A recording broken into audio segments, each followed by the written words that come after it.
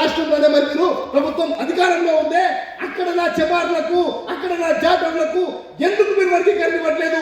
మీకు దమ్ము ధైర్యం ఉంటే సిగ్గు శరం ఉంటే పోయి మీరు జాతీయ ఎంఆర్పిఎస్ అంటారు కదా, ఆల్ ఇండియా ఎంఆర్పిఎస్ అంటారు కదా, పదండి పోదాం. నేను కూడా వస్తా.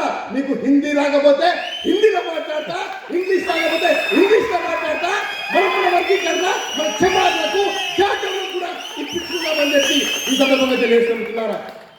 మరొకసారి నిక్కార్సైన నాయకులు మొదలున్నారు. మీ అందరికీ కూడా పాదాభివందనాలు చేస్తున్నా. ఇదే విధంగా నిజము వైపు ఉండి నడిచే నాయకులతో పాటు ఓ తమ్ముడిగా నేను ఉంటాను మీకు మాటిస్తూ ఈ ఉద్యమాన్ని ఈ కృతజ్ఞతని ప్రతి ఒక్క గ్రామానికి తీసుకుపోయే దశలో మీతో పాటు నేను ఉంటానని మాటిస్తూ సెలవు తీసుకున్న మిత్రులారా, మీ అందరికీ మరొకసారి ధన్యవాదాలు సెలవు తీసుకున్న మిత్రులారా. జై కాంగ్రెస్, జై భీమ్. అన్నగారికి ధన్యవాదాలు తెలియజేసుకుంటూ 30 సంవత్సరాల తర్వాత మాదిగలో మనవాదం వైపా అంబేద్కర్ వాదం వైపా తెలుసుకో